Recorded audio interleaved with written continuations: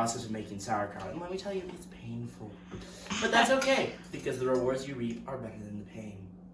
Isn't that right, Blister? Anyway, right now we're preparing sauerkraut. What you're going to want to do is make sure you chop up some cabbage and put it into about the size of a 5-gallon drum or so if you're going to do a big bulk batch, like what we do. However, you don't have to do that. The point of sauerkraut, though, is to make sure that you use fermentation via salt and plenty of time to make sure you get a delicious German cabbage fermentation. It was a way that they kept cabbage fresh back before they had things like refrigerators. So, I don't know how much you like sauerkraut or not, but if you never tried it, it's something worth trying. I did not think I would like it, and it's actually amazing. So, simply put, chop up a bunch of cabbage, toss it into some sort of container. It's best if you do a 5-gallon drum just because that holds a lot of cabbage. Add, let's see, about half a cup to a cup of salt, depending on how much cabbage you put in. And then you use a special method to get the salt into the cabbage. Emma, would you mind showing me that since I'm busy with the knife? So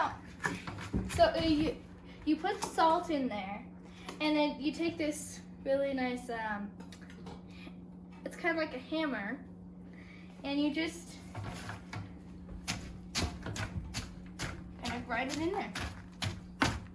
Point of that is to get the salt smashed into the fruit, you know, we'll say, even though it's not a fruit, and get the liquid inside the cabbage mashed out. It's kind of a process of making it sweat. And by doing that, you get a lot of the more bitter cabbage flavor out and the salty flavor in, also allowing it to be preserved longer. So, I hope you make some sauerkraut at home. And while you make that, I'm going to see if I can make this blister worse.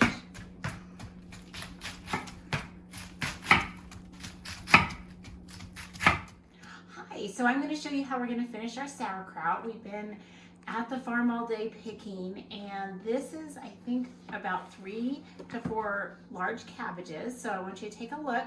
What we've done is we have chopped it up.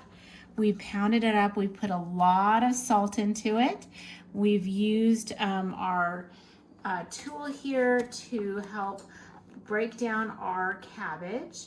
And we have put salt in between each layer. And then what I've done is I've actually filled it with water, so it's a little bit higher. And I am going to put a weight on it. And I use this plate because it fits in here perfectly. And I'm going to need to make sure that there's enough water that it goes over this amount. So the plate should be holding most of it down. Whatever is not held down may pop up to the surface and may develop a little bit of mold sometimes. So when you look at this after the fermenting process, if there is a little bit of that, just pull those pieces off. So I may even add just a tiny bit more water in here in a little bit, just because this is going to ferment for 8 weeks. So you can do it a little bit longer, but if you think about it in the Germanic cultures, they used sauerkraut as their main source of vegetables, especially in the colder months. It has a higher amount of vitamin C in it than actually regular cabbage, and it gave them fiber, roughage that they needed in the winter. So normally what we do is we take a 5-gallon bucket and we'll pound this on, which I don't want to do that because that's going to be noisy for you. And then I have this airlock, and I'm going to put it right in here to keep the airlock in here while we're doing the fermentation process. And then we'll check on it in about 8 weeks, and we'll taste it and we'll see how it is. So I will post the recipe for you to download, and so you can make your own easy sauerkraut. And normally what I'll do is I'll pull it out and put it in half-gallon jars so that we can easily consume it, since this is a little challenging, and I'll put it in the refrigerator. And we will eat it as sides with lots of meals to give us that extra probiotics and vitamin C and all those health benefits that are in there. Okay, thank you.